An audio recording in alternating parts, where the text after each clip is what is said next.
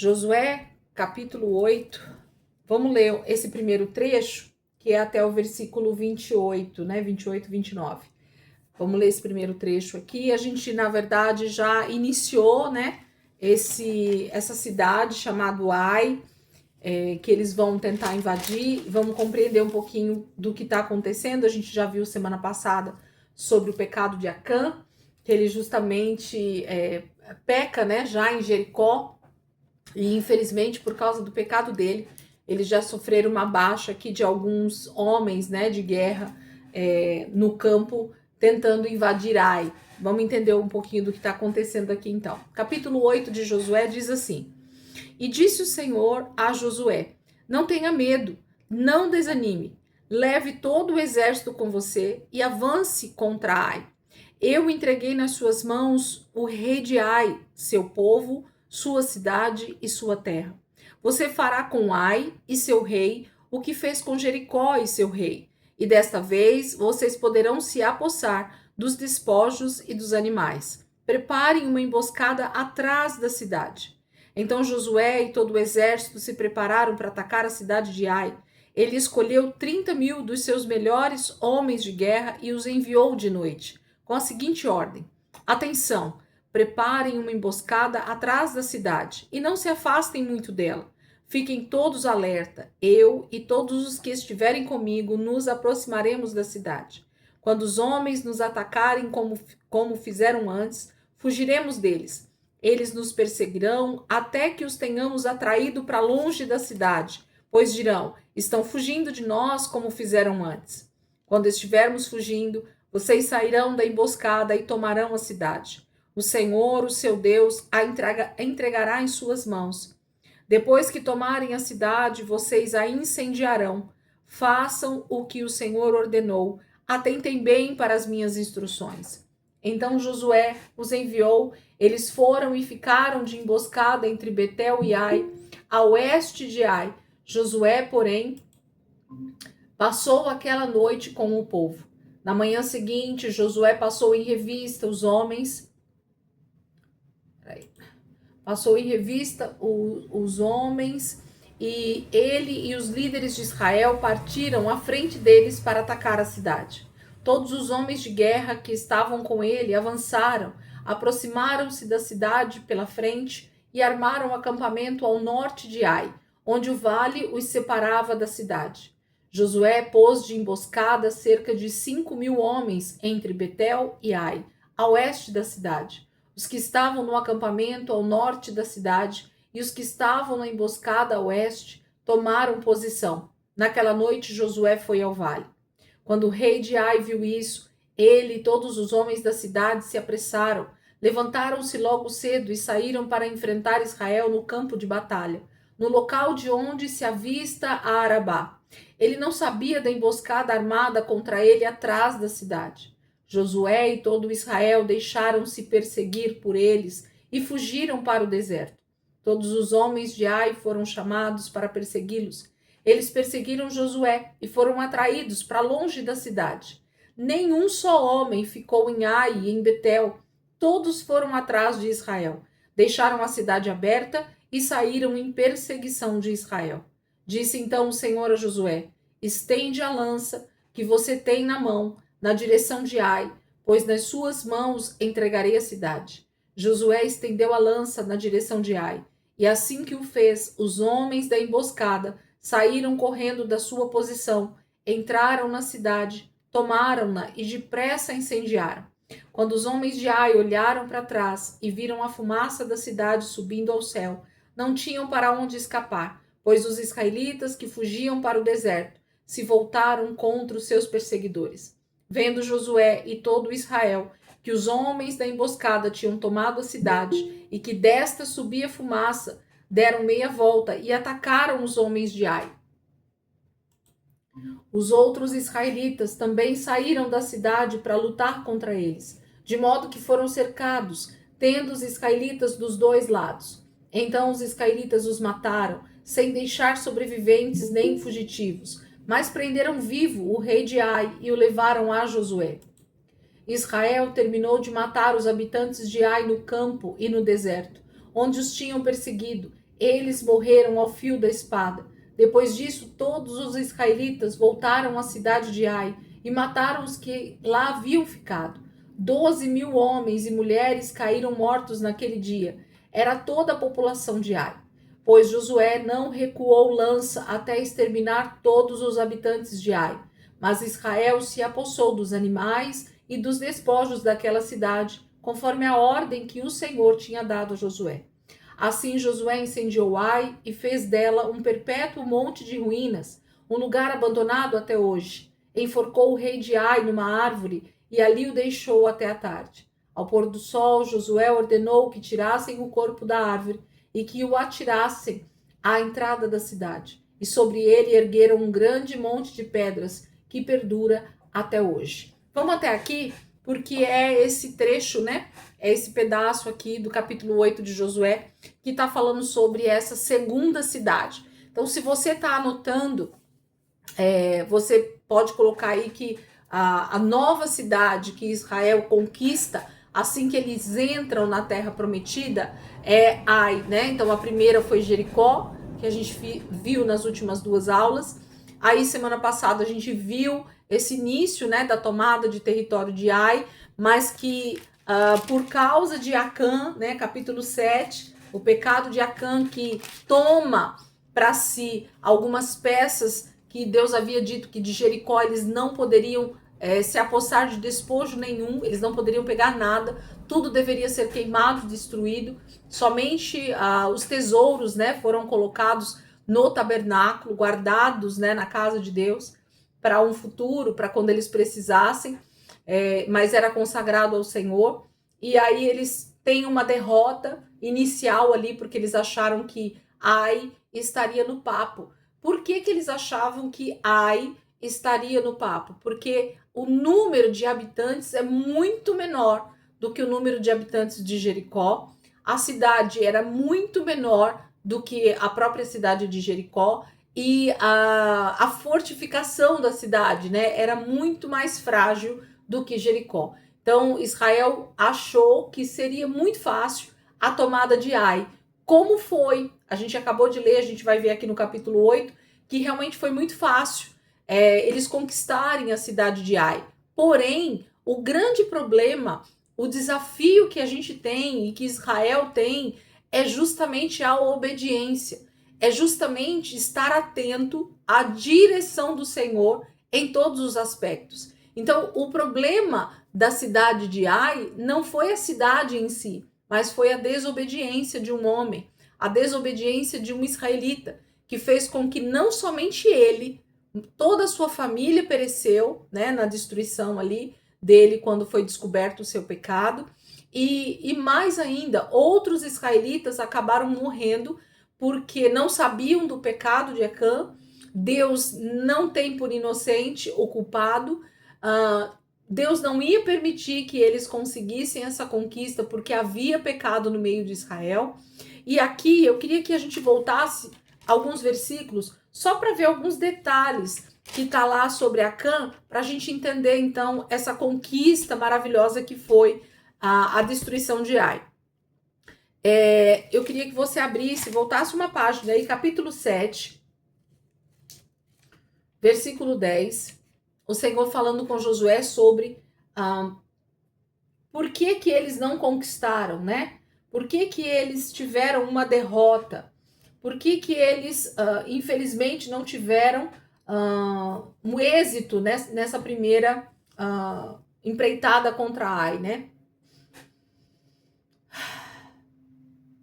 Versículo 10 diz assim, capítulo 7 de Josué, versículo 10 diz: O Senhor disse a Josué, levante-se, por que você está aí prostrado? Israel pecou, violou a aliança que eu lhe ordenei, apossou-se de coisas consagradas, roubou-as, escondeu-as e as colocou junto dos seus bens. Por isso os israelitas não conseguem resistir aos inimigos, fogem deles porque se tornaram merecedores da sua destruição. Não estarei mais com vocês, se não destruírem do meio de vocês o que foi consagrado à destruição.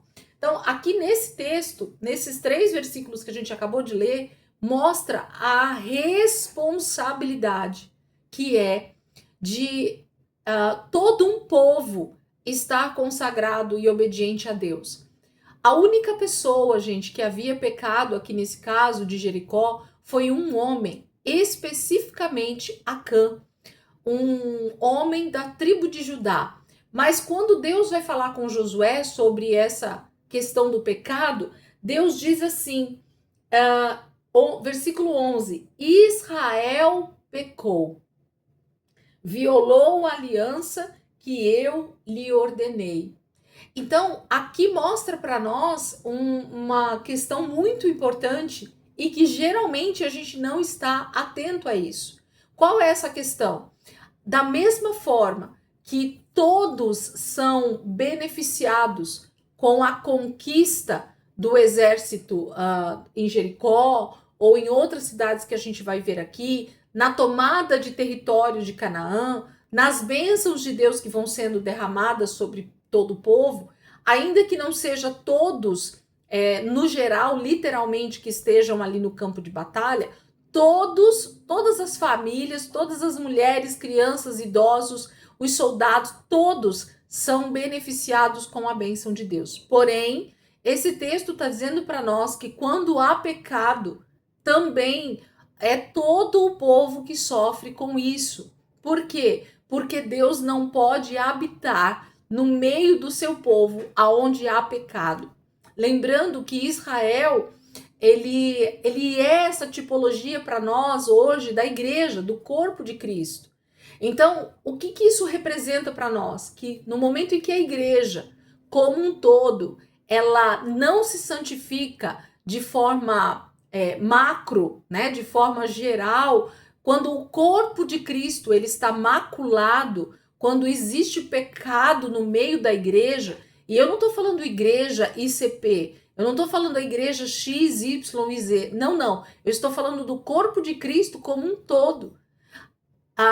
As derrotas que a igreja, pensa sempre de forma grande, tá? Nunca pensa de forma pequena na nossa igreja, pontualmente, mas no corpo de Cristo em geral. Quando há pecado no meio do corpo de Cristo, as derrotas que nós vamos tendo contra os nossos inimigos, elas são por conta justamente do pecado que está no meio do corpo de Cristo.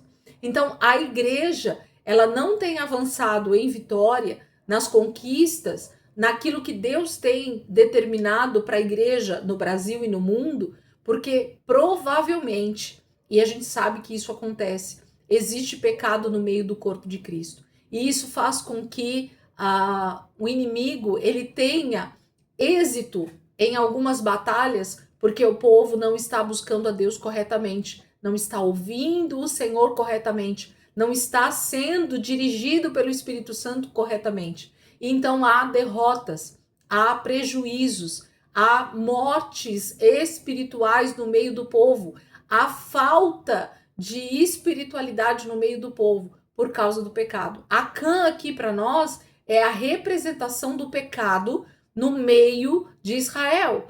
Acã representa para nós o pecado no meio da igreja, do corpo de Cristo. E como isso traz prejuízo geral, não traz prejuízo somente para Acã. O juízo foi sobre o pecador, ok? Então Deus trouxe juízo sobre Acã e sua família, sobre a sua casa, para que isso ficasse justamente como um alerta ou uma maneira de Deus mostrar que, assim como um homem, ele carrega em si a responsabilidade como o sacerdote da sua casa, o cabeça da sua casa, a igreja tem essa responsabilidade também. Nós, como cristãos, como sacerdotes do Senhor, carregamos essa mesma responsabilidade. Pessoas podem estar morrendo, pessoas podem estar sendo prejudicadas espiritualmente porque nós estamos em pecado. Então, o corpo de Cristo precisa estar santificado.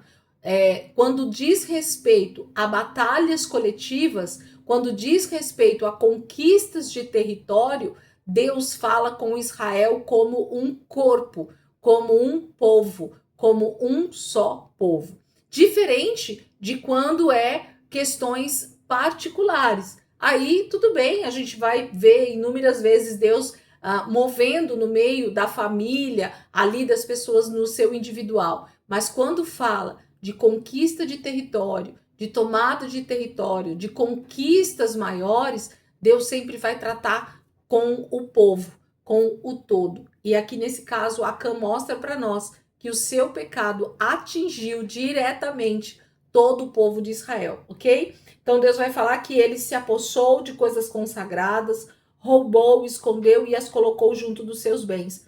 Versículo 12. Por isso, os israelitas não conseguem resistir aos inimigos. Por que as portas do inferno têm prevalecido contra a igreja? O texto bíblico vai dizer que as portas do inferno não prevalecerão contra a igreja, ok? Mas não é isso que a gente tem visto. Não é a igreja que está avançando e realmente entrando no território do inimigo e conseguindo salvar o maior número de pessoas. Infelizmente, às vezes o diabo tem conseguido entrar dentro da igreja, do corpo de Cristo, e tem conseguido arrebatar pessoas justamente para o seu reino das trevas. Então, quem está sendo vencido aqui é o povo de Deus. Então, por quê? Porque há pecado. Se há pecado, Deus não está no meio do seu povo. É isso que ele diz aqui, ó. Não estarei mais com vocês. Deus está dizendo isso no versículo 12. Por que Deus não vai estar? Por causa do pecado. É porque Deus não deseja estar no meio do seu povo? Não, ao contrário. Ele deseja habitar no meio do seu povo. Só que Deus não habita em meio ao pecado, em meio à desobediência. Então, se nós não nos santificarmos, se nós não nos posicionarmos, se nós não entendermos qual é a nossa posição como igreja, como corpo de Cristo, nós podemos estar trazendo prejuízos para a igreja. Um texto muito forte a respeito disso é o texto da Santa Ceia, gente. Esse texto ele deveria ser muito mais aprofundado teologicamente para que a gente pudesse entender o que Paulo está dizendo. Paulo, quando ele diz que quando você não discerne o corpo de Cristo acaba tendo mortes, e há muitos que dormem, né? E esse dormem ali é morte espiritual, é morte muitas vezes realmente dentro do corpo de Cristo. Então, isso é muito triste, quando você não discerne o corpo de Cristo, quando você, Acã, não discerne que você é um só povo, Israel, automaticamente você traz prejuízo para toda a comunidade, para todo o povo de Deus, para toda a igreja. É isso que o texto está dizendo para nós. O pecado de Acã trouxe consequências seríssimas, ok? Na hora de julgar, de trazer juízo, Deus trouxe juízo de forma particular. É isso que eu quero que vocês entendam. Deus não vai me prejudicar se o pecado está na vida do meu irmão. Só que quando diz respeito à conquista de território da igreja, aí sim, nós somos prejudicados por causa do pecado do outro. Entenderam o que eu quero dizer aqui? Ok? Juízo é individual. Conquista de território, conquista espiritual tem a ver com o corpo de Cristo, com o todo, ok? Então é disso que Deus está falando. Então agora nós podemos ir para o capítulo 8 da destruição de Ai. Deus, então, nos primeiros 2 versículos, dá uma direção para Josué, né? Então, depois dele ter destruído Acã com a sua família, aí sim, eles podem agora conquistar o território de Ai. Então, o Senhor diz para Josué assim, não tenha medo. Então, porque eles já estavam com medo. Eles já tinham tido algumas mortes ali por causa do pecado de Acã, e agora Josué está com medo, né? Da ira de Deus. Mas a palavra vai dizer no finalzinho do versículo 7, versículo 26, sobre Acã ergueram um grande monte de pedras, e então o Senhor se afastou do fogo da sua ira. Então a ira de Deus foi afastada. Em que momento? No momento em que você tira o pecado do meio de Israel. Então, enquanto o pecado está no meio de Israel, o fogo da ira de Deus está ali, juízo, né? Tudo que fala sobre fogo, sobre ira de Deus com fogo, tá falando sobre juízo, tá? Então, sempre que vocês verem essa maneira de Deus estar falando, está falando sobre juízo. Deus está trazendo juízo sobre a humanidade, sobre a terra. Isso fala sempre da ira de Deus com fogo. Aí o Senhor diz para Josué, então, no capítulo 8, não tenha medo, não desanime, leve todo o exército com você e avance contra Ai. Eu entreguei nas suas mãos o rei de Ai, o seu povo, sua cidade e a sua terra. Então o território já está conquistado, Josué, eu entreguei, eu já dei nas suas mãos. Versículo 2, você fará com Ai, seu rei, o que fez com Jericó e o seu rei, e desta vez vocês poderão se apossar dos despojos e dos animais. Preparem uma emboscada atrás da cidade. Então, agora existem algumas ordens, né? Algumas determinações do Senhor aqui, algumas estratégias mesmo do Senhor. A primeira Deus já estava entregando na mão deles a cidade de Ai. Então, antes da gente começar uma batalha, quando o Senhor está dando a direção, a gente já pode ir porque essa batalha já está ganha, ok? Então, sempre ouvir o Senhor antes de qualquer coisa é o ideal para a nossa vida. Isso é fato, a Bíblia mostra isso. Deus precisa falar, nos dá uma palavra. Isso gera fé. Fé é o quê? Fé é andar em cima de uma palavra. Deus deu uma palavra, então eu posso andar sobre aquela palavra. Deus não deu uma palavra, eu não devo andar, eu não devo seguir, eu não devo avançar. Deus não falou, então eu não posso avançar, ok? Aí o Senhor fala assim para ela, e dessa vez vocês poderão se apossar dos despojos e dos animais. Então agora, Israel, vocês começam, a partir de Ai, dessa segunda cidade, vocês já começam a tomar posse de toda a riqueza, de todos os despojos que vocês conseguirem nessa guerra. Em toda essa guerra, vocês agora poderão se apossar no final dos despojos e dos animais. Então fala de riquezas e fala de animais, de posses, né? De coisas que eles vão poder tomar para si e usufruir disso, né? Agora eles vão poder tomar o território e usufruir daquilo que eles conquistarem nos despojos de guerra. A cidade deveria ser destruída. Deus vai dizer que ela deve ser destruída. Porém, todos os despojos poderão ser de Israel. Eles vão poder tomar para si. E a estratégia final aqui prepare uma emboscada atrás da cidade. Gente, todas as conquistas de Israel na tomada da terra de Canaã tiveram estratégias diferentes. Então, olhar para a palavra de Deus e perceber que Deus sempre é muito criativo e ao mesmo tempo estrategista a respeito de cada inimigo, de cada território, nos faz pensar que Deus nunca age de maneira igual na vida de ninguém. Não adianta eu achar que porque eu orei 3 vezes na semana, fiz um jejum de 7 dias e li o livro de Provérbios, eu posso passar essa receita para alguém se isso foi uma estratégia que o Senhor me deu para algum tipo de conquista, algum tipo de vitória que eu precisava na minha vida. Não é dessa maneira. Deus não age com uma receita pronta para todo mundo. Nós precisamos aprender a gerar relacionamento com o Senhor e através do relacionamento o Senhor vai nos dar estratégias específicas de acordo com o nosso inimigo.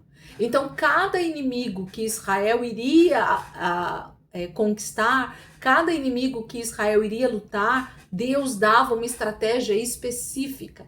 Nunca era igual. Então, se você está anotando, se quer anotar, pode ir colocando essas estratégias que Deus vai dando. Jericó foi dar 7 voltas, não falar nada, mandar os sacerdotes na frente com as trombetas, no 7º dia, 7 voltas. Entende o que eu estou falando? Deus sempre tem uma estratégia específica.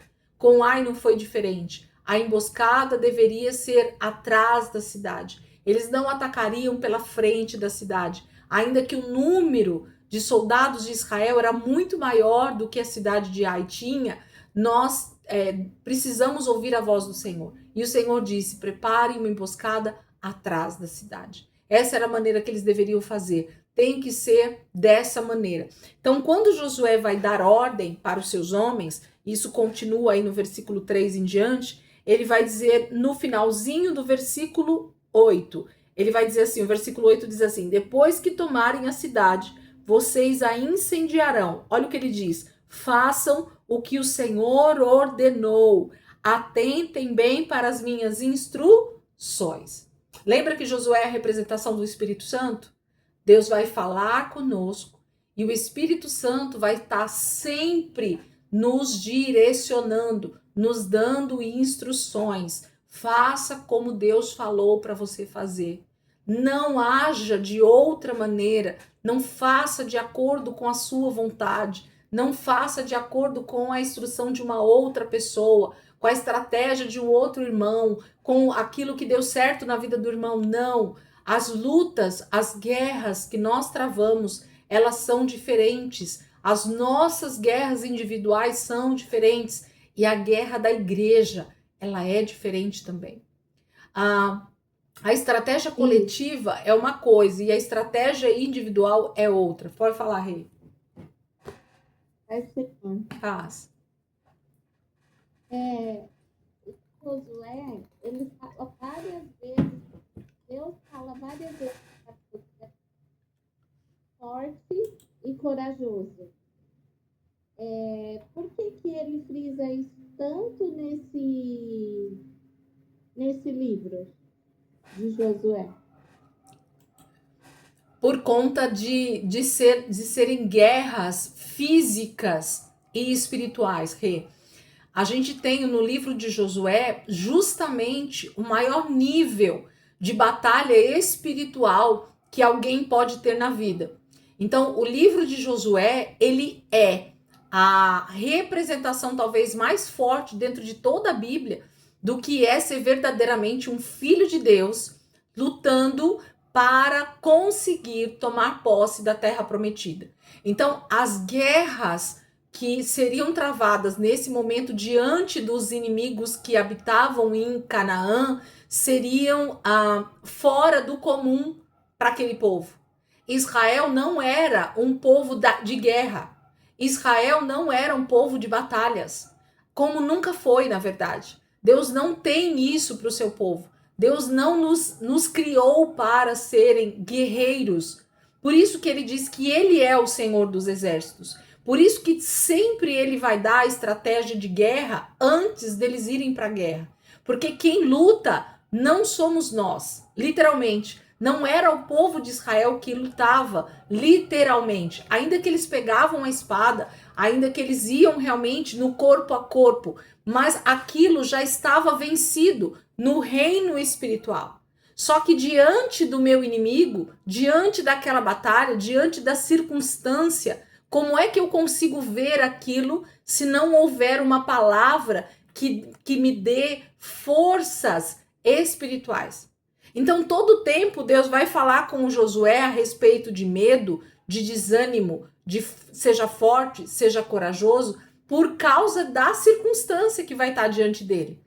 Ele não teria nenhum minuto de paz na conquista de Canaã. Em todo o livro de Josué, a única coisa que nós vamos ver são conquistas de territórios.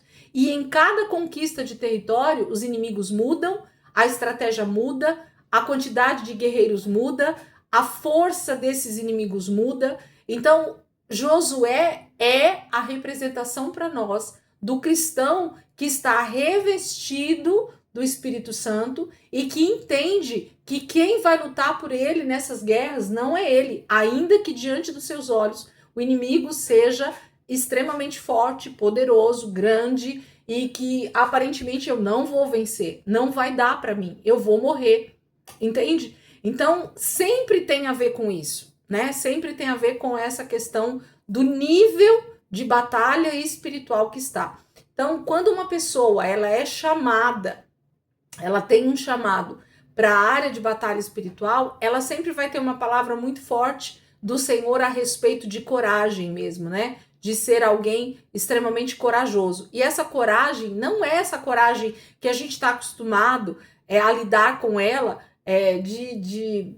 do dia a dia, né? Não. Tá falando de uma força além do normal, né? De uma força que realmente procede de Deus para que eu não desanime. E esse desânimo tem a ver com desmaio também. Sabe aquela questão que diante de uma situação muito forte, você quer desmaiar, né? Você quer realmente desanimar. É isso que acontece. Entendido, Rê? Ou continua aí com a dúvida? Não esclareceu. Vamos seguir, então. Então, Israel... Pode falar. Esse versículo, seja forte, corajoso, é uma outra guerra que a pessoa estava enfrentando. E eu falei para ela. E me fez recordar muito. Foi a Karina. Quando estava no hospital. E eu falei para ela, seja forte e corajosa. É difícil, né? Diante das nossas adversidades, a primeira atitude que pode vir à nossa mente é desistir do Senhor, né? Então, por isso que Deus sempre vai dizer para nós, seja forte e corajoso, porque diante das batalhas espirituais, a nossa tendência é dizer, quando eu estava no Egito, eu não tinha que lutar. Quando eu estava no Egito, eu não precisava lutar contra inimigo nenhum. Por que para tomar Canaã eu preciso lutar tanto, né? Então, porque a eternidade, ela é muito valiosa, né? Então, os nossos inimigos, eles não vão querer que a gente conquiste aquilo que Deus tem para nós, né? Mas Deus já disse que ele é o Senhor dos exércitos, né? Então, essa é a palavra que precisa estar sempre muito clara na nossa mente, no nosso coração, né? Não somos nós que lutamos, ainda que diante de nós a doença dói, as adversidades doem, né? A vida financeira é difícil, tudo é muito complicado, né? As adversidades do dia a dia são extremamente difíceis.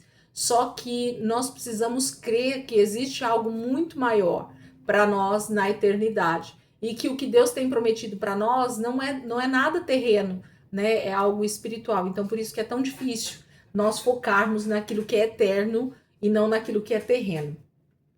Então Josué vai dizer para eles que para eles façam o que o Senhor ordenou e atentem bem para as minhas instruções. E aí eles fazem exatamente a estratégia que o Senhor deu para eles. É o que Josué faz aqui no capítulo 8. Josué libera uma turma durante a noite para já acampar atrás da cidade. Então eles já montam acampamento durante a noite, sem que ninguém perceba, né? Então a primeira tropa vai. E no outro dia de manhã, Josué passa a revista, ele vai falar aqui, né? Coloca o seu exército para marchar e eles vão para frente da cidade. Então existem dois exércitos diferentes de Israel, um atrás da cidade e o outro na frente. A estratégia deles se colocarem na frente era justamente atrair o exército da cidade de Ai, que é o que acontece. Como na situação do Acã, eles vão para tentar conquistar Ai, e eles são colocados para correr e muitos morrem ali, né? Nessa corrida contra Ai, a cidade então pensa que novamente eles vão vencer. E é isso que o texto vai discorrer, né? Falando que eles fazem essa marcha ali na frente da cidade, o exército sai contra eles, a cidade fica totalmente sem homens. O texto vai dizer, é nítido isso, né? Olha só, versículo 16. Todos os homens de Ai foram chamados para persegui-los. Eles perseguiram Josué e foram atraídos para longe da cidade. Olha 17. Nenhum só homem ficou em Ai e em Betel. Todos foram atrás de Israel, deixaram a cidade aberta e saíram em perseguição de Israel. Então, a estratégia que Deus deu para Israel nesse momento, para a conquista de Ai, o próprio Deus se encarrega de fazer com que todos os inimigos de Israel, o exército ali, fosse atrás de Josué e a cidade então fica totalmente descoberta de um exército de homens que pudesse fazer algo ali contra eles. Então, no momento que Josué dá ordem, né, levantando a sua lança, dando ordem para que o exército que está lá atrás da cidade de Ai entre na cidade e tome a cidade está totalmente desorientada, sem homens. Olha como obedecer ao Senhor Faz toda a diferença, gente. É algo impressionante. Eu olho para isso, para essas estratégias que Deus vai dando para Israel e eu falo, Deus, como o Senhor é maravilhoso, como obedecer a sua voz é maravilhoso, como entender que o Senhor tem uma maneira de agir diferente é maravilhoso, porque é só obedecer e as coisas acontecem. Versículo 18. Disse então o Senhor a Josué: estende a lança que você tem na mão na direção de Ai, põe nas suas mãos e eu entregarei a cidade. Josué estendeu a lança na direção de Ai, e assim que o fez, os homens da emboscada saíram correndo da sua posição, entraram na cidade, tomaram-na e depressa a incendiaram. Quando o exército se volta para trás para olhar, eles já veem uma grande fumaça saindo da cidade de Ai, e eles já sabem que a cidade está tomada. Eles tentam voltar, mas aí eles são literalmente cercados, né, por todo o exército de Israel. Josué com seu exército pela frente e o exército que estava na emboscada atrás da cidade atrás. Então eles estão cercados, não há como fugir dessa emboscada e todos os homens, todo o exército da cidade de Ai é morto ali no deserto, é morto ali em campo aberto. Eles não têm como fugir disso, né? Pior do que isso, a cidade seria totalmente destruída. Lembra que eu falei para vocês semana passada que o livro de Josué, essa tomada de Canaã, ela fala sobre o juízo de Deus sobre toda a terra na volta de Jesus. Nós citamos isso em Jericó e nós precisamos ter nosso olhar muito aguçado para entender que é isso que está acontecendo. Para que Canaã fosse tomada por Israel, todos os inimigos de Deus precisavam ser extirpados, precisavam ser mortos, precisavam ser tirados da cidade, né? Então, nós temos que olhar para esses inimigos que estão ali morando em Canaã, como todos aqueles que odeiam a Deus, odeiam a obediência a Deus, e por isso estão sendo julgados. Há um juízo de Deus, a ira de Deus está vindo sobre o povo que mora em Canaã. Sempre vem um texto na minha memória, deixa eu ver se eu acho aqui, Gênesis capítulo 15, quando Deus vai falar com Abraão, ele fala que o tempo dos amorreus ainda não chegou. Olha só, abram comigo lá Gênesis capítulo 15, sempre vem esse texto na minha cabeça, porque o tempo do juízo de Deus, ele é um tempo perfeito, né? Deus só vai trazer juízo sobre a terra no tempo que ele pré-determinou. Então, Jesus só vai voltar no dia e na hora que Deus já determinou. O juízo sobre o ímpio só vai acontecer quando Deus determinou, na data que Deus determinou. Então, Deus é benigno, né? Deus é longânimo, ele tem paciência e ele está aguardando que as pessoas se convertam, que as pessoas realmente se voltem para ele. Olha o que ele diz, Gênesis capítulo 15, versículo 15. Você, porém, irá em paz aos seus antepassados e será sepultado em boa velhice. Deus está falando com Abraão. 16. Na quarta geração, os seus descendentes voltarão para cá, para Canaã, porque a maldade dos amorreus ainda não atingiu a medida completa. Os amorreus é só um dos povos que vão estar habitando a terra de Canaã na conquista aqui de Josué. Se vocês pegarem o mapa depois, deem uma olhada, é praticamente o primeiro povo que Moisés conquista na tomada de território, quando eles começam a avançar no deserto, tá? Então, Deus havia predeterminado que somente na quarta geração haveria um povo que marcharia contra os amorreus ali em Canaã.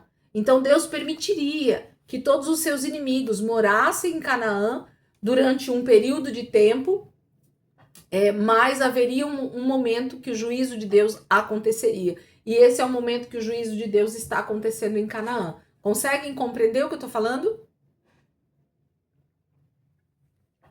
Então é a mesma coisa que vai acontecer na volta de Jesus, tá bom? Então eles conquistam, né, a terra de Ai, porque o Senhor entrega para eles. Eles matam, versículo 24. Israel terminou de matar os habitantes de Ai no campo e no deserto, onde os tinha perseguido. Eles morreram ao fio da espada. Depois disso, todos os israelitas voltaram à cidade de Ai e mataram os que lá haviam ficado. 12.000 homens e mulheres caíram mortos naquele dia. Era toda a população de Ai, pois Josué não recuou a lança até exterminar todos os habitantes de Ai. Mas Israel se apossou dos animais e dos despojos daquela cidade, conforme a ordem que o Senhor tinha dado a Josué. É impressionante que quando eles vão conquistar um território, enquanto a última pessoa que precisa ser destruída não morre, eles não param essa conquista, essa tomada de território. Então, a população da cidade de Ai eram de somente 12.000 pessoas. Então, o contingente de pessoas era muito pequeno, gente. Josué vai com 30.000 soldados para conquistar essa cidade. Olha o número, né? É muito maior. Mas percebem que por causa do pecado de Acã, eles perderam a primeira batalha. Então, não é o número que faz com que Israel ganhe, mas a obediência à estratégia. Então, não é o número de crentes que faz com que Satanás seja vencido, e sim o nosso ouvido obediente ao chamado do Senhor, a obediência à estratégia do Senhor para que Satanás seja vencido. A igreja precisa estar orientada pelo Espírito Santo. Senão nós vamos perder batalha em cima de batalha, nós vamos ter perdas de pessoas vão morrer por causa da nossa desobediência, por causa do corpo de Cristo não estar atento àquilo que Deus tem para fazer. Vamos ler o restante do capítulo 8, que é a renovação da aliança, né, no Monte Ebal. Capítulo 8, versículo 30, diz assim: Então Josué construiu no Monte Ebal um altar ao Senhor, o Deus de Israel, conforme Moisés, servo do Senhor, tinha ordenado aos israelitas. Ele o construiu de acordo com o que está escrito no livro da lei de Moisés. Um altar de pedras não lavradas, nas quais não se usou ferramenta de ferro. Sobre ele ofereçam ao Senhor holocaustos e sacrifícios de comunhão. Ali, na presença dos israelitas, Josué copiou nas pedras a lei que Moisés havia escrito. Todo Israel, estrangeiros e naturais da terra, com os seus líderes, os seus oficiais e os seus juízes, estavam em pé dos dois lados da arca da aliança do Senhor, diante dos sacerdotes levitas que a carregavam. Metade do povo estava em pé, de fronte do monte Gerizim, e metade de fronte do monte Ebal. Tudo conforme Moisés, servo do Senhor, tinha ordenado anteriormente, para que o povo de Israel fosse abençoado. Em seguida, Josué leu todas as palavras da lei, a bênção e a maldição, segundo o que está escrito no livro da lei. Não houve uma só palavra de tudo o que Moisés tinha ordenado que Josué não lesse para toda a Assembleia de Israel, inclusive mulheres, crianças e os estrangeiros que viviam no meio deles. Então, havia uma ordenança dada por Moisés antes dele morrer, que assim que eles conquistassem esse território, o território de Ai, eles deveriam fazer essa celebração.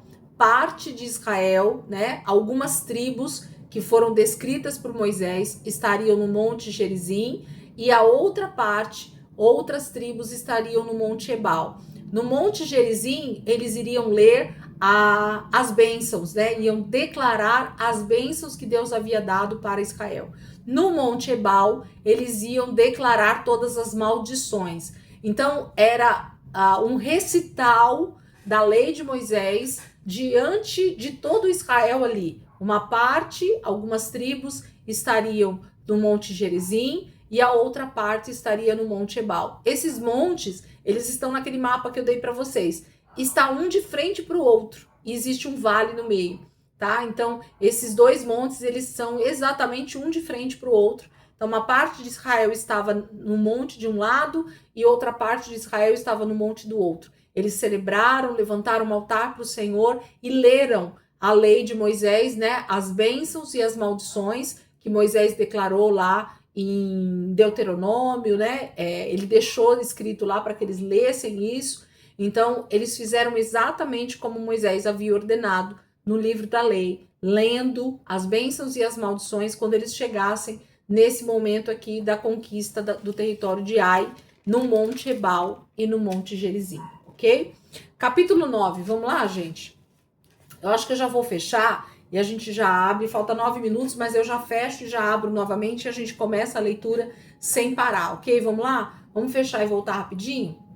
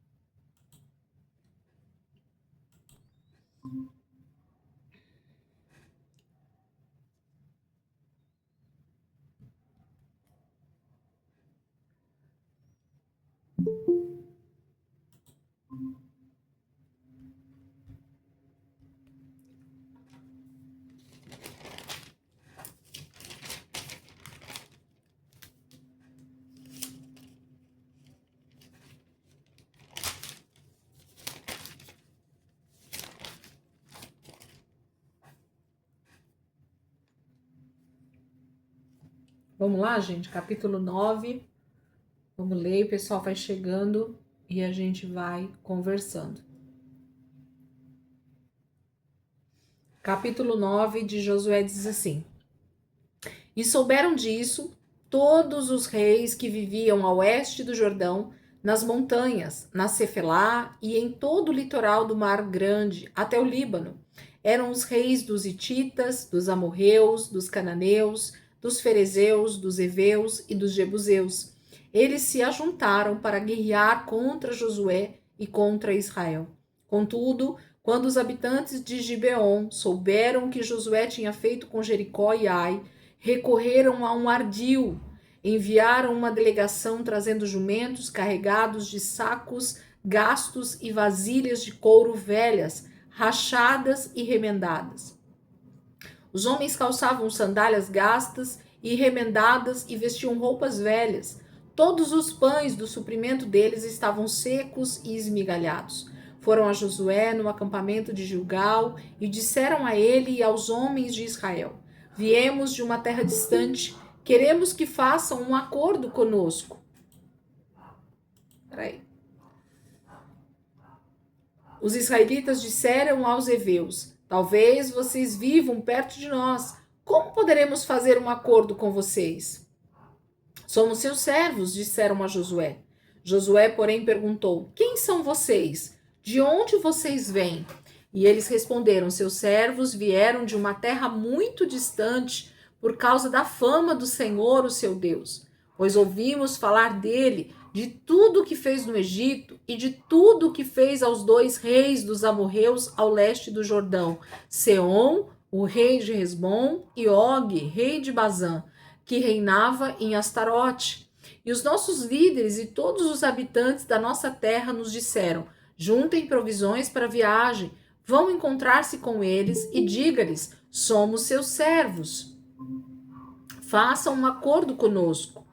Este nosso pão estava quente quando os embrulhamos em casa, no dia em que saímos de viagem para cá. Mas vejam como agora está seco e esmigalhado. Estas vasilhas de couro que enchemos de vinho eram novas, mas agora estão rachadas, e as nossas roupas e sandálias estão gastas por causa da longa viagem. Os israelitas examinaram as provisões dos heveus, mas não consultaram o Senhor. Então Josué fez um acordo de paz com eles, garantindo poupar-lhes a vida, e os líderes da comunidade o confirmaram com juramento. 3 dias depois de fazerem um acordo com os gibeonitas, os israelitas souberam que eram vizinhos e que viviam perto deles. Por isso partiram de viagem e 3 dias depois chegaram às cidades dos heveus, que eram Gibeon, Quefira, Beerote e Kiriat-Jearim. Mas não os atacaram, porque os líderes da comunidade lhe haviam feito um juramento em nome do Senhor, o Deus de Israel.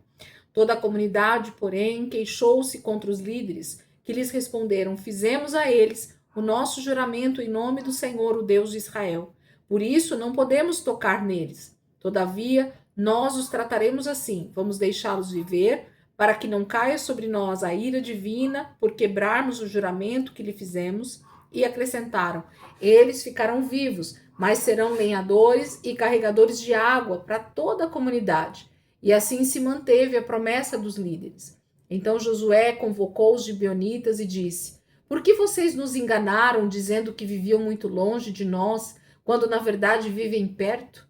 Agora vocês estão debaixo de maldição. Nunca deixarão de ser escravos, rachando lenha e carregando água para a casa do meu Deus. Eles responderam a Josué: os seus servos ficaram sabendo como o Senhor, o seu Deus, ordenou que o seu servo Moisés desse a vocês toda esta terra e que eliminasse todos os seus habitantes da presença de vocês. Tivemos medo do que poderia acontecer conosco por causa de vocês. Por isso, agimos assim. Estamos agora nas suas mãos. Faça conosco o que parecer bom e justo. Josué então os protegeu e não permitiu que os matasse. Mas naquele dia fez dos gibeonitas lenhadores e carregadores de água para a comunidade e para o altar do Senhor, no local que o Senhor escolhesse. É o que eles são até hoje. Gente, capítulo 9 fala para nós de um povo, de alguns moradores de Canaã, e aqui nesse caso são os gibeonitas. Se vocês olharem lá no mapa de vocês, eles estão lá bem no meio, né, do mapa, os gibeonitas, e eles então vão ser esse povo que vão ser a pedra no sapato de Israel, principalmente agora nesse primeiro momento, porque uma vez que eles fizeram Israel jurar, eles tiveram o privilégio de não serem mortos nesse primeiro momento, tá? Vai haver lá na frente uma outra questão que vai fazer com que esse juramento seja quebrado. Infelizmente também Israel peca nesse sentido, mas a gente vai ver lá na frente. Mas nesse momento, o que aconteceu? Os gibeonitas, ouvindo a fama, eles se vestiram, né, de forma a dizer que estavam viajando há muitos e muitos meses, levaram aqui todo o vinho em odres rasgados, o pão velho já embolorado, e fizeram todo um teatro, né, diante de Josué e dos líderes de Israel, dizendo que eles vinham de uma terra muito longe. Então, se eles vinham de uma terra muito longe, eles não eram de Canaã. Se eles não eram de Canaã, eles não eram inimigos de Israel. Então, por isso que Israel, nesse momento, faz esse juramento. Mas o texto vai dizer algo que é a parte difícil para Israel e para nós. Olha o versículo 14. Versículo 14 vai dizer assim: os israelitas examinaram as provisões dos heveus, mas não consultaram o Senhor. Então, no momento em que todo esse teatro é feito diante de Josué e dos líderes, a primeira coisa que eles deveriam ter feito era ir buscar o Senhor, antes de dar qualquer palavra, antes de dizer qualquer coisa, antes de fazer qualquer acordo. Ainda que esse povo estivesse ali para isso, eles deveriam ter consultado o Senhor. Lembra que eu falei agora, há poucos minutos atrás, que a grande diferença para que as conquistas tivessem êxito ou fossem derrotas terríveis era justamente a obediência à voz do Senhor. E aqui Josué e os líderes pecam justamente em não dar ouvidos, em não ir buscar o Senhor. E muita gente fala, e isso é interessante para nós, olhar para isso na palavra, porque isso traz justamente alertas muito fortes para nós, quando a gente vai lendo a palavra e vendo esses erros do povo de Deus. Por quê, queridos? Porque, na verdade, a gente percebe que o ser humano, ele é falho quando ele não é obediente, quando ele não é atento aos detalhes. Então, Deus permite que essas passagens estejam na Bíblia justamente como um grande aviso de que quando eu não faço aquilo que Deus pede para fazer, quando eu não sou atento a ouvir a voz do Senhor, quando Deus não é o primeiro nas minhas decisões, quando eu não busco o Senhor antes de tomar decisões na minha vida, eu provavelmente vou ter problemas no meio do caminho. E essa situação com os gibeonitas, com os heveus, é uma situação muito atípica no meio de Israel, mas muito comum também ao mesmo tempo. Por quê? Porque eles são enganados facilmente. Nesse momento, eles são enganados muito facilmente. Porque se Josué e os líderes fossem buscar ao Senhor, com certeza Deus teria revelado o que estava acontecendo e eles não teriam firmado acordo com esse povo. Mas o texto vai discorrer para nós, vai falar que Josué descobre sim que eles são um povo vizinho, eles moram ao lado, eles não são de longe. Josué então confronta esses gibeonitas e antes que esse confronto aconteça, os próprios líderes já decidem o que vai acontecer com eles. Josué, nós não podemos matá-los porque nós já fizemos um juramento em nome do Senhor, inclusive. Nós não vamos poder quebrar esse juramento, nós não vamos poder matá-los, porque nós já demos a nossa palavra que eles são nossos aliados, que eles são agora nossos parceiros, mas diante da mentira, diante do engano, nós então daremos uma punição para eles, né? Nós daremos uma punição para eles. Qual é a punição? Eles serão rachadores de lenhas, né? Então eles estarão sempre buscando madeira para o nosso fogo e água também para nós. Então, isso fala de buscar água onde tinha água, de buscar lenha onde tinha lenha, de ter todo esse trabalho braçal. Eles seriam escravos de Israel, literalmente, por conta do engano que eles fizeram. Então, a palavra vai dizer que esse é o acordo que eles fazem com os gibeonitas, com os heveus, e a punição que eles recebem por ter mentido, enganado Josué e não morrer nesse momento é porque eles fazem o acordo, mas eles sofrerão essa punição de se tornarem escravos deles nesses dois quesitos. É específico o trabalho que eles vão fazer a partir desse momento.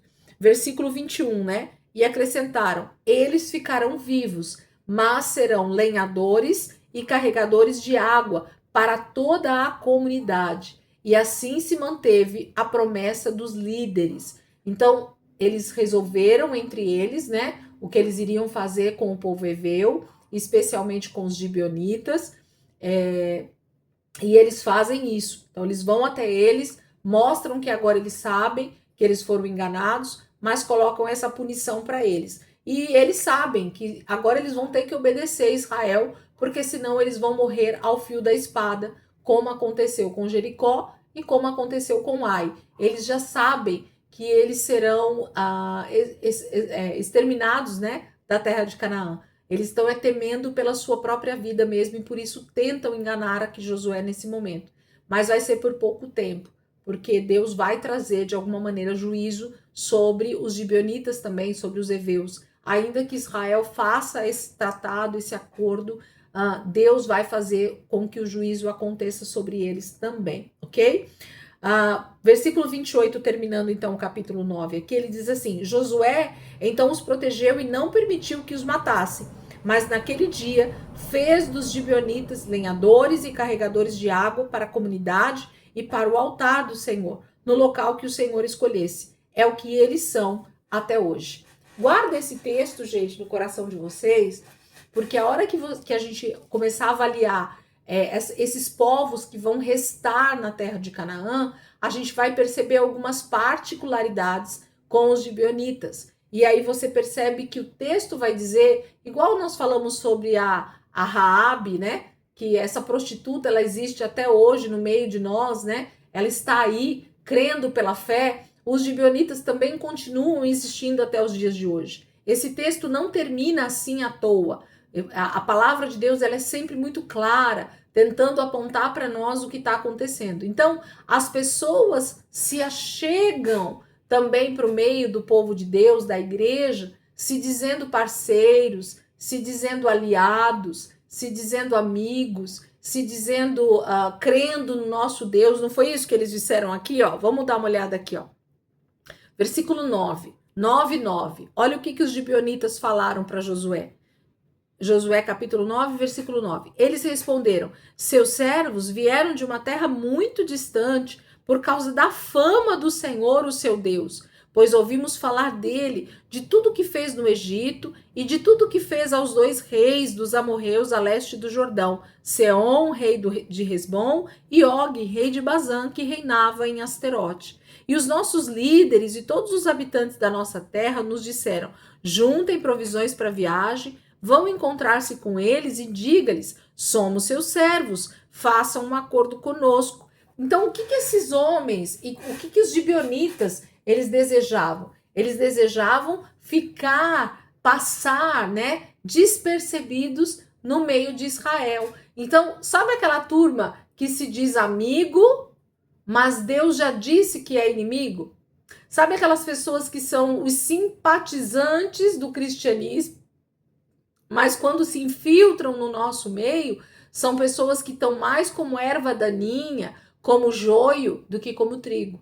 Então, aparentemente são aliados, aparentemente são crentes, aparentemente são convertidos, aparentemente querem viver no nosso meio, mas na verdade são gibeonitas, são inimigos de Deus, infiltrados no meio do povo de Deus para não morrer, para não ser exterminados nesse primeiro momento. Satanás tem os seus meios de permanecer infiltrado. Isso a palavra de Deus no Novo Testamento vai chamar de joio. Deus vai dizer assim: deixa aí o joio no meio do trigo, porque se a gente tentar arrancar agora, é muito provável que a gente arranque trigo por causa do joio.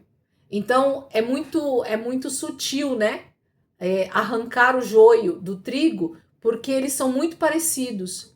Então a palavra vai terminar dizendo que essas pessoas que estão aí servindo de lenhadores e de buscadores de água, sabe aquelas pessoas que estão sempre ali servindo, estão sempre ali fazendo alguma coisa, mas no final das contas, elas não estão ali por uma fé verdadeira, elas não estão ali porque elas realmente amam Jesus, elas estão porque elas não querem morrer, elas estão porque elas não querem ir para o inferno, mas na verdade elas não se converteram. Elas não são realmente do Senhor. Entenderam o que eu estou querendo dizer? Os gibeonitas continuam no nosso meio. Os gibeonitas é o que eles são até hoje. Quem são os gibeonitas? Os gibeonitas são aqueles que ouvem a fama do Senhor, se infiltram no meio de Israel, se dizem amigos de Deus, se dizem parceiros do povo de Deus, decidem servir da forma que Israel decidir. Nós estamos nas suas mãos, faça de nós o que vocês quiserem, não nos matando, tá tudo certo. Então, desde que eu não morra, desde que eu não seja exterminado, desde que eu não vá para o inferno, o que você quiser que eu faça dentro da igreja, eu vou fazer. Mas me converter de verdade tá longe disso. Entende? Então, é bem complicado. Nós vamos ver o que vai dar esses heveus aqui, né? Esse povo chamado heveus. No meio do caminho aí a gente vai perceber quem são eles e o que vai acontecendo por causa desse acordo que Josué faz. Vamos para o capítulo 10? Caminhem comigo aí, vamos lá. Capítulo 10, versículo 1 diz assim: sucedeu que Adonisedeque, rei de Jerusalém, soube que Josué tinha conquistado Ai e a tinha destruído totalmente, fazendo com Ai e seu rei o que fizera com Jericó e seu rei, e que o povo de Gibeon tinha feito a paz com Israel e estava vivendo no meio deles. Ele e o seu povo ficaram com muito medo, pois Gibeon era tão importante como uma cidade governada por um rei. Era maior do que Ai, e todos os seus homens eram bons guerreiros. Por isso, Adonisedeque, rei de Jerusalém, fez o seguinte apelo a Oão, rei de Hebron, a Pirã, rei de Jarmute, a Jáfia, rei de Laques, e a Débir, rei de Eglon. Venham para cá e ajudem-me a atacar Gibeon, pois ela fez a paz com Josué e com os israelitas. Então, os 5 reis dos amorreus, os reis de Jerusalém, de Hebron, de Jarmute, de Laques e de Eglon, reuniram-se e vieram com todos os seus exércitos, cercaram Gibeon e a atacaram. Os gibeonitas enviaram esta mensagem a Josué, no acampamento de Gilgal: não abandone os seus servos, venha depressa, salve-nos, ajude-nos, pois todos os reis amorreus que vivem nas montanhas se uniram contra nós. Josué partiu de Gilgal com todo o seu exército, inclusive com seus melhores guerreiros. E disse o Senhor a Josué: não tenha medo desses reis, eu os entreguei nas suas mãos, nenhum deles conseguirá resistir a você. Depois de uma noite inteira de marcha desde Gilgal, Josué os apanhou de surpresa. O Senhor os lançou em confusão diante de Israel, que lhes impôs grande derrota em Gibeon. Os israelitas os perseguiram na subida para Bet-Horon e os mataram por todo o caminho até Azeca e Maquedá. Então fugiam de Israel na descida de Bet-Horon para Azeca. Do céu o Senhor lançou sobre eles grandes pedras de granizo, que mataram mais gente do que as espadas dos israelitas. No dia em que o Senhor entregou os amorreus aos israelitas, Josué exclamou ao Senhor na presença de Israel: Sol, pare sobre Gibeon, e você, ó lua, sobre o vale de Aijalon. O sol parou e a lua se deteve, até a nação vingar-se dos seus inimigos. Como está escrito no livro de Jazar: o sol parou no meio do céu e por quase um dia inteiro não se pôs. Nunca antes nem depois houve um dia como aquele, quando o Senhor atendeu a um homem. Sem dúvida, o Senhor lutava por Israel. Então Josué voltou com todo Israel ao acampamento de Gilgal. Vamos ler o restante aqui até a conquista, ao versículo 29, porque está falando sobre essa conquista. Versículo 16. Os 5 reis fugiram e se esconderam na caverna de Maquedá. Avisaram a Josué que eles tinham sido achados numa caverna em Maquedá. E disse ele: rolem grandes pedras até a entrada da caverna e deixem ali alguns homens de guarda. Mas não se detenham, persigam os inimigos, ataquem-nos pela retaguarda e não os deixem chegar às suas cidades, pois o Senhor, o seu Deus, os entregou em suas mãos. Assim Josué e os israelitas os derrotaram por completo, quase exterminando-os, mas alguns conseguiram escapar e se refugiaram em suas cidades fortificadas. O exército inteiro voltou então em segurança a Josué ao acampamento de Maquedá, e depois disso ninguém mais ousou abrir a boca para provocar os israelitas. Então disse Josué: abram a entrada da caverna e tragam-me aqueles 5 reis. Os 5 reis foram tirados da caverna. Eram os reis de Jerusalém, de Hebron, de Jarmute, de Laques e de Eglon. Quando os levaram a Josué, ele convocou todos os homens de Israel e disse aos comandantes do exército que o tinham acompanhado: venham aqui e ponham o pé no pescoço desses reis. E eles obedeceram. E disse-lhes Josué: não tenham medo, não desanimem, sejam fortes e corajosos. É isso que o Senhor fará com todos os inimigos que vocês tiverem que combater. Depois Josué matou os reis e mandou pendurá-los em 5 árvores, onde ficaram até a tarde. Ao pôr do sol, sob as ordens de Josué, eles foram tirados das árvores e jogados na caverna onde haviam se escondido. Na entrada da caverna colocaram grandes pedras que lá estão até hoje. Naquele dia Josué tomou Maquedá, atacou a cidade e matou seu rei à espada e exterminou todos os que nela viviam, sem deixar sobreviventes, e fez com o rei de Maquedá o que tinha feito com o rei de Jericó. Então aqui no capítulo 10, a gente tem um episódio extremamente importante em Israel e, na verdade, até no contexto histórico, literalmente, né? Onde o sol parou pelo pedido de um homem. Os astrônomos, os estudiosos cientistas, né, do céu aí, falam que, na verdade, houve isso, já foi estudado, já foi encontrado esse gap, né? Essa distância nas horas do dia. Houve um atraso aí na rotação da Terra por causa dessa luta de Josué com esses 5 reis. Então a gente sabe que isso aqui é um espetáculo da natureza, onde o Senhor permite que Josué realmente tenha vitória sobre os seus inimigos, com o sol literalmente parado em cima dele durante um dia inteiro.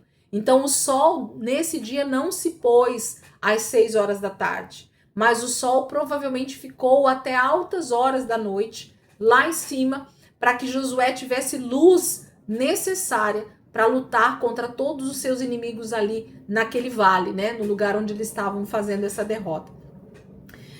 Aqui eu queria muito que vocês anotassem essa questão dos 5 reis.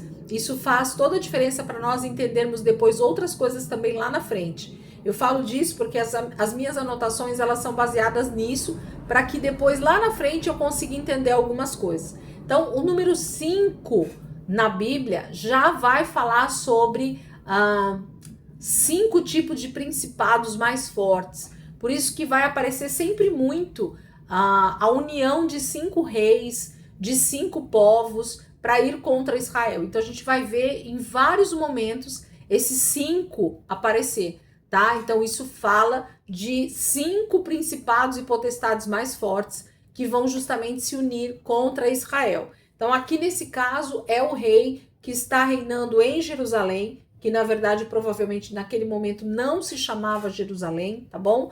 O texto bíblico vai tratar de Jerusalém, mas esse nome provavelmente não existia ainda nesse momento da história. Provavelmente existia outro nome dado à cidade de Jerusalém ali no contexto de Canaã, tá bom? Mas o rei que estava reinando sobre Jerusalém era Adonisedeque. Então esse rei, ele estava reinando sobre Jerusalém nesse momento. Quando ele soube que Josué tinha conquistado Ai e a tinha destruído totalmente, tô lendo o texto, tá, gente, de novo, fazendo com Ai o seu rei o que fizera com Jericó e o seu rei, e que o povo de Gibeon tinha feito paz com Israel e estava vivendo no meio deles, o cara simplesmente surtou, né? Então ele viu tudo o que aconteceu, ouviu a notícia e ele falou: eu preciso fazer alguma coisa. Versículo 2: ele e o seu povo ficaram com muito medo, pois Gibeon era tão importante como uma cidade governada por um rei. Então, provavelmente, Gibeon, ele não tinha um rei específico, tá? Ele tinha ali os seus governantes, os seus líderes, mas os gibeonitas, eles não tinham rei sobre eles. E por isso eles decidiram, então, se unir a Israel, sabendo que Israel mataria, né, conquistaria todo o território de Canaã. Eles então decidem se unir. Deixa eu ver a hora aqui, faltam 8 minutos. Eles decidem se unir. Então, esse Adonisedeque, ele reúne, né, uma galera junto com ele aqui. Olha o que está escrito no versículo 3. Por isso, Adonisedeque, rei de Jerusalém, fez o seguinte apelo a Oão, rei de Hebron. Então, o primeiro rei aí, né, é o de Hebron. O segundo rei é o de Jarmute. O terceiro rei é o de Jáfia. O quarto rei é o de Lax.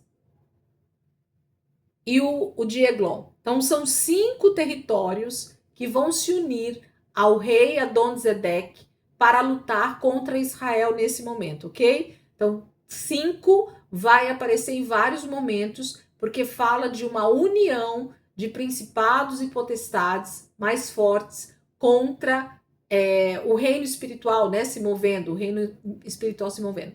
Por isso que a gente tem no reino das trevas muito essa questão do pentagrama, tá? Então, por isso que sempre vai se ouvir falar no número 5 dentro dos principais, das principais religiões, das principais seitas satânicas, aí sempre vai aparecer o número 5, e o principal aí nome que se ouve é o tal do pentagrama, que são 5 pontas, que se parece muito, inclusive, com a estrela de Davi, que são 6 pontas, tá? Então, o pentagrama tem a ver com isso. Esse número 5 vai sempre aparecer como 5 principados principais, como 5 nomes muito fortes, ok?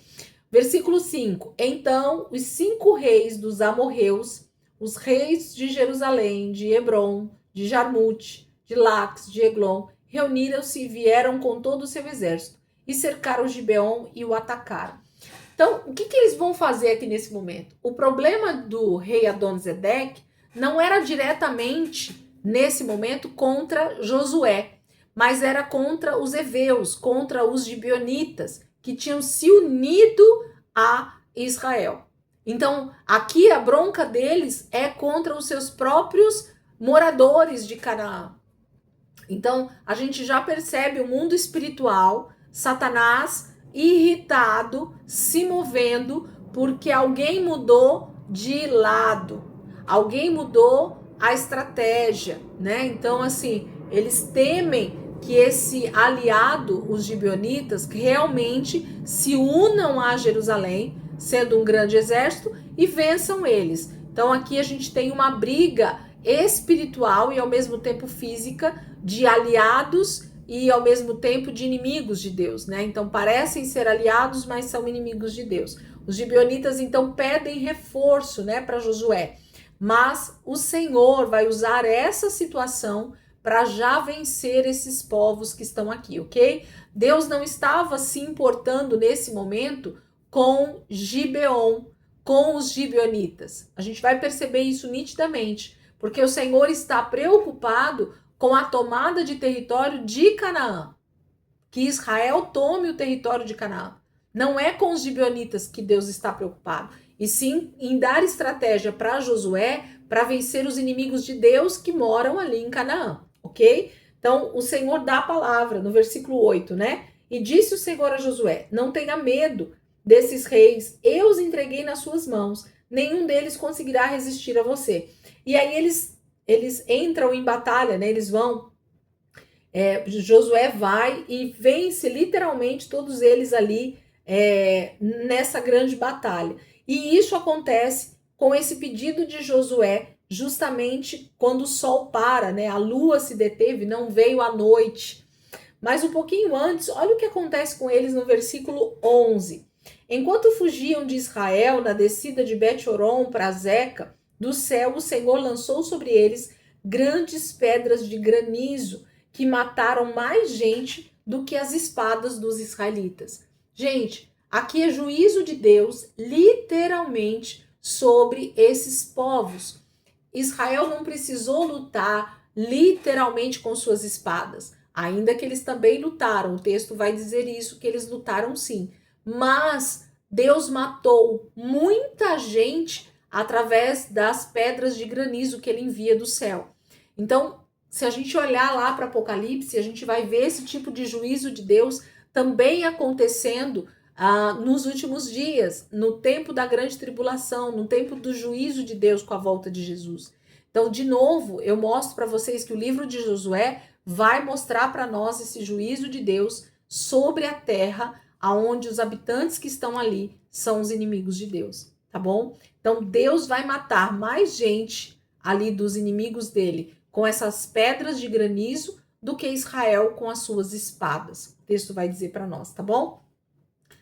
Vou parar aqui, gente. A gente volta falando um pouquinho desse sol e a lua parados e dessa conquista que eles vão ter aqui no capítulo 10, porque é impressionante como não só na palavra de Deus, mas como no livro de Jazar vai se escrever sobre isso. Então, por isso que eu falei que os cientistas, eles encontraram esse momento em que a Terra teve essa diferença, né, com o Sol parando, com a Lua parando. Então, eles encontraram esse momento na história da humanidade, aonde teve um atraso, né, da noite entrar no dia. Então, isso é maravilhoso, como Deus deixa esses sinais para mostrar que Ele está andando na história, tá bom? Vamos orar para a gente terminar? Semana que vem a gente volta aqui do Sol e da Lua e a gente termina então o capítulo 10. Amém?